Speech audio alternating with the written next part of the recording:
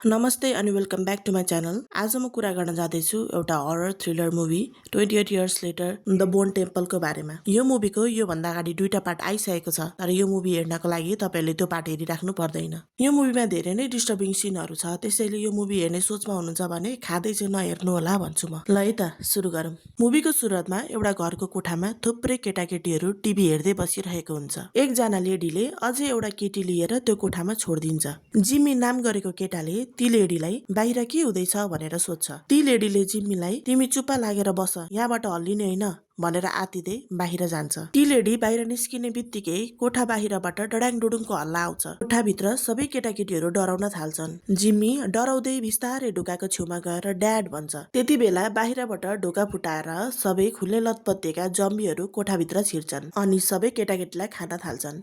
जिमी भने त्यो कोठाबाट भाग्छ। उसको आमा कोठामा जान खोज्छ, तर उसको आमाले जिमी भाग भनेर ढोका लाउँछ। उसको आमालाई पनि जम्मीले खान्छ। उसले घरमा सबैजना जम्मीमा चेन्ज हुँदै गरेको देख्छ अनि जिमी डरले त्यहाँबाट ड्याड भन्दै भाग्छ। जिम्मीको पछि थुप्रै जम्बीहरू हुन्छ। जिमी चर्चमा पुग्छ, आफ्नो ड्याडलाई भेट्छ। उसको ड्याडले जम्मीले मलाई खाउन्जेलसम्म तिमीले टाइम भेट्छौ, तिमी यहाँबाट भाग भनेर भन्छ अनि जम्मीले उसको ड्याडलाई खान्छ। उसको ड्याड पनि जम्बी भएर त्यहाँबाट जान्छ। जिमीले यो सबै कुरा लुकेर हेरिरहेको हुन्छ। जिमी पनि त्यहाँबाट भाग्छ। त्यसपछि हामीलाई 28 वर्ष पछिको समय देखाइन्छ। हामी एउटा सानो आइल्यान्ड देख्छौँ। त्यो आइल्यान्डमा कुनै भाइरस हुँदैन र सुरक्षित हुन्छ। आइल्यान्डलाई भाइरसबाट सुरक्षित राख्न आइल्यान्डको मान्छेले सबै तरिका अपनाएको हुन्छ। ती मध्ये हामी जेमी र उसको फ्यामिली देख्छौँ। छोराको नाम स्पाइक हुन्छ। स्पाइक मात्र 12 वर्षको हुन्छ।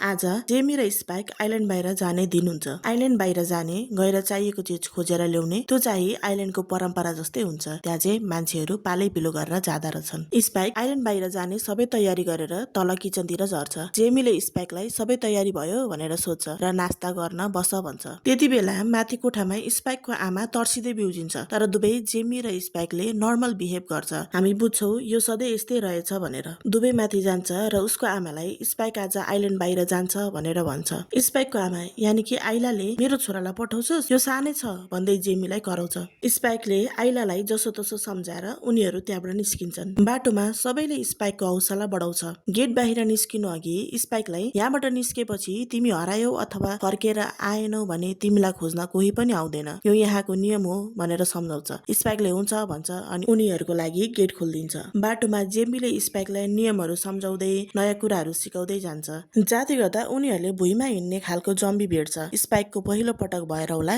जेमीले स्पाइकलाई मजाले सम्झाउँछ। स्पाइकलाई सम्झाउँदै गर्दा पछाडिबाट अर्को जम्बी आउँदै हुन्छ, तर बेलामै उनीहरूले जम्बीलाई मार्छ अनि फेरि अघि बढ्छन्। स्पाइक पहिलोपल्ट आइल्यान्डबाट बाहिर निस्केको भएर होला उसलाई रमाइलो लागिरहेको हुन्छ।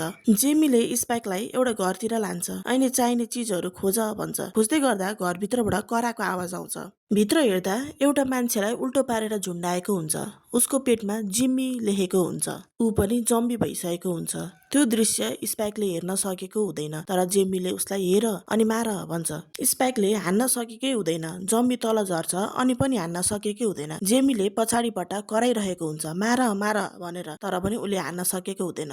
बल्ल तल त्यो जम्बीलाई दुईजना मिलेर मार्छन्। शिफ्ट भएर आइल्यान्डतिर देखाइन्छ। सानो केटाहरूलाई जम्बी मार्ने ट्रेनिङ दिइरहेको हुन्छ। यसपछि फेरि हामी स्पाइक र जेमीलाई देख्छौँ। बाटोमा एउटा हरिणलाई मारेको देखेर जेमीले यो अल्फा भाइरसको काम हो भन्छ र ऊ डराउँदै आइल्यान्डतिर जान थाल्छ। तर फर्किने बाटोमा परबाट अल्फा भाइरसको जम्बी आउँछ र उनीहरूलाई खेदाउँछ। भाग्दै भाग्दै उनीहरू एउटा घरको माथिको भागमा लुक्छन्। मलाई चाहिँ यो मुभीको जम्बी हेर्दा एटक अन टाइटनको याद आउँछ। कसलाई यस्तो लाग्यो कमेन्ट गर्नु होला। यता आइल्यान्डमा भने उनीहरूको लागि भोज तयारी हुँदै हुन्छ। अल्फा भाइरसले भने परबाट उनीहरू माथि नजर राखिरहेको हुन्छ, त्यसैले उनीहरू त्यो घरमा फस्छन्। स्पाइकले अलिक पर आगो बलेको देख्छ। जेमीलाई सोद्धा मलाई थाहा छैन भनेर उसले कुरा टार्छ। राति उनीहरू बसेको घर पनि लड्न थाल्छ, त्यही भएर उनीहरू त्यहाँबाट करले भाग्नु पर्छ। भाग्दै गर्दा उनीहरू पछि अल्फा भाइरसको जम्बी आउँछ। उनीहरूलाई जम्बीले पक्रिनै आँटेको हुन्छ। त्यति बेला त्यहाँ गार्ड गरेको मान्छेले जम्बीलाई हान्छ र बल्ल तल उनीहरू गेटभित्र पस्छ। पार्टीमा सबैजना खुसी भइरहेको हुन्छ। जेमीले भने भएको नभएको गफ लाउँदै हुन्छ। त्यो कुरा स्पाइकलाई मन पर्दैन। उसले उसको ड्याडको त्यस्तो रूप देखेकै हुँदैन र उसलाई मन पनि पर्दैन अनि ऊ घर जान्छ। घरमा हजुरबुवासँग गफ गर्दै गर्दा आगोको कुरा निस्किन्छ अनि हजुरबुवाले त्यो आगो पक्कै पनि त्यो डाक्टरले लगाएको हुनुपर्छ भन्छ। मलाई त ड्याडले क्याल्सन यानि कि डाक्टरको बारेमा केही पनि भन्नु भएन। डाक्टर हो भने ममलाई जाँच गरेर बिरामी थाहा पाउनुहुन्थ्यो होला, सायद ड्याडलाई मम निको नहोस् भन्ने छ होला भनेर भन्छ। हजुरबुवाले त्यस्तो होइन, सायद तिम्रो ड्याड डराएर तिमीलाई केही नभन्नु भएको होला भन्दै सम्झाउँछ अनि पार्टीतिर जान्छ। भोलिपल्ट बिहानै पार्टीबाट जेमी आउँछ अनि स्पाइकले किन डाक्टरको बारेमा मलाई नभन्नु भएको भनेर सोध्छ। जेमीले को डाक्टर भन्दै कुरा टार्न खोज्छ, तर स्पाइकले फेरि सोध्छ। जेमीले ऊ डाक्टर होइन, ऊ त पागल हो। तिमी जन्मिनुभन्दा अघि हामी खाना खोज्दै क्याल्सनको एरियामा पुगेको थियौँ। उसको एरिया पुग्नुभन्दा अगाडि नै खुनै खुन गनाइरहेको थियो। हामी त बानी परेको थियौँ र सहन सक्यौँ। अलि भित्र गएर हेर्दा उसको एरियामा लासै लास थियो अनि बिचमा आगो बालेको थियो। उसले हामीलाई देख्यो अनि बोलायो, तर हामी गएनौँ। 15 वर्षदेखि हामी त्यो एरियामा गएको छैनौँ। त्यो मान्छे पागल हो भनेर फेरि भन्छ। स्पाइकले ममलाई खासमा के भएको भनेर सोध्छ, तर जेमीलाई पनि थाहा हुँदैन आइलालाई के भएको हो भनेर। स्पाइक जेमीको बेलुकाको हरकतले गर्दा रिसाइरहेको हुन्छ। त्यसैले स्पाइकले ड्याडलाई उसको मम मरेपछि अर्को केटी ल्याउने होला भन्दै बाँच्न थाल्छ। त्यस्तो कुरा सुनेर जेमीले पनि रिसले स्पाइकलाई एक झापड हान्छ। माथि उसको मम टाउको फुट्न आँटे जस्तै दुख्दैछ भन्दै रुन्छ। जेमी कोठामा छिर्न खोज्दा स्पाइकले जेमीलाई धम्काएर हामीबाट टाढा जानु भन्दै कराउँछ अनि जेमी त्यहाँबाट जान्छ।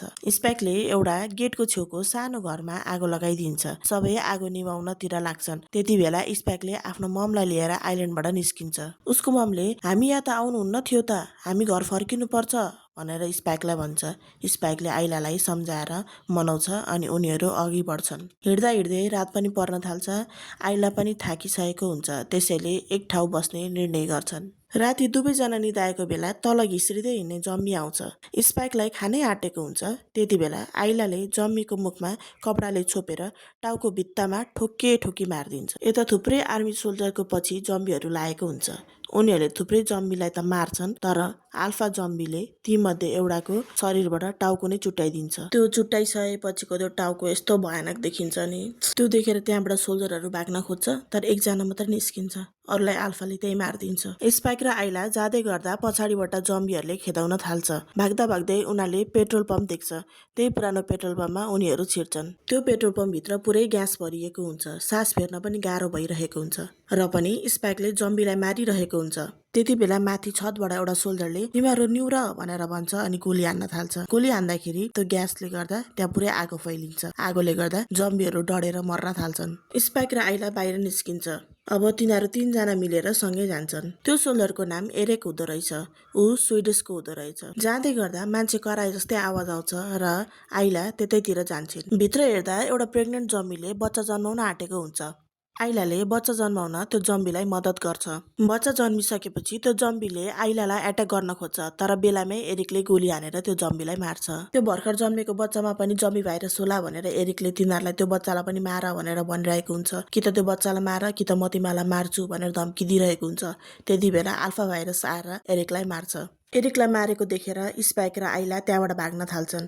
आल्फा पनि एरिकको टाउको बोकेर उनीहरूको पछि लाग्छ। भाग्दै गर्दा एकजना मान्छे आएर त्यो आल्फामाथि एउटा डट फ्याल्छ। त्यसले गर्दा त्यो आल्फा लट्टिएर त्यही उभिरहेको हुन्छ। त्यति बेला त्यो मान्छेले म क्याल्सन हो भनेर स्पाइकरलाई चिनाउँछ। क्याल्सनले उनीहरूलाई आफू बसेको ठाउँतिर लैजान्छ। क्याल्सनले सबै मरेको मान्छेको हड्डीहरू रुखमा बाँधेको हुन्छ अनि टाउको हड्डी चाहिँ टावर जस्तै बनाएर राखेको हुन्छ। यो सबै मैले मरेको मान्छेहरूको यादमा गरेको भनेर स्पाइकरलाई सुनाउँछ। एरिकको टाउको पनि एउटा भाँडोमा हाल्छ र तलबाट आगो लगाइदिन्छ अनि एकछिनमा मासु गलिसकेपछि त्यो टाउको निकाल्छ, सफा गरेर फेरि त्यही टावरमा राखिदिन्छ। स्पाइकले क्याल्सनलाई मैले तपाईँलाई नै खोजिरहेको थिएँ भनेको हुन्छ। त्यसैले क्याल्सनले स्पाइकलाई मलाई किन खोजेको, यो सानी बच्चीको लागि हो भनेर सोध्छ, तर स्पाइकले होइन, मैले मेरो मम्मीलाई चेक गराउन खोजेको हो भनेर भन्छ। क्याल्सनले आइलालाई चेक गर्दै गर्दा आइलालाई क्यान्सर भएको छ भन्ने कुरा थाहा हुन्छ र अब आइलालाई केही पनि उपचार गर्न सकिँदैन भनेर पनि भन्छ। डाक्टर क्याल्सनको त्यस्तो कुरा सुनिसकेपछि स्पाइक छाँगाबाट खसे जस्तै हुन्छ।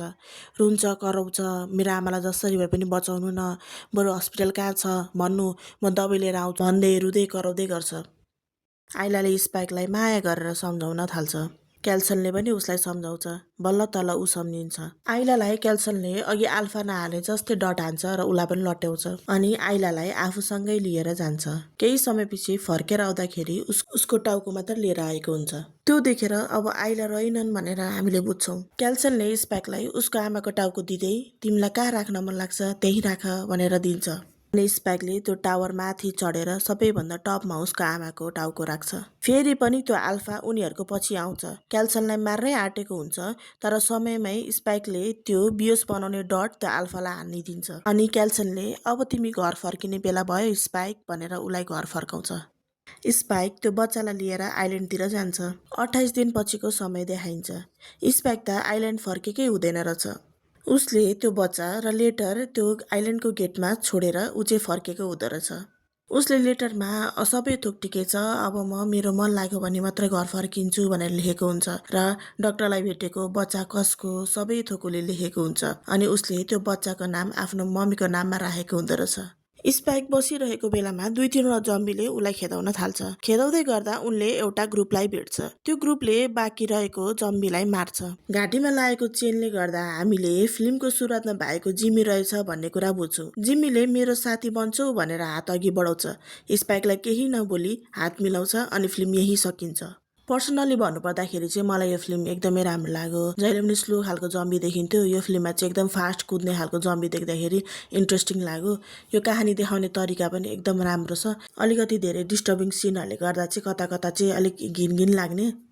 ओभरअल मलाई चाहिँ राम्रै लाग्यो। अब अरू पार्टहरू पनि आउँछ अरे, त्यो हेर्नलाई म चाहिँ एकदम एक्साइटेड छु।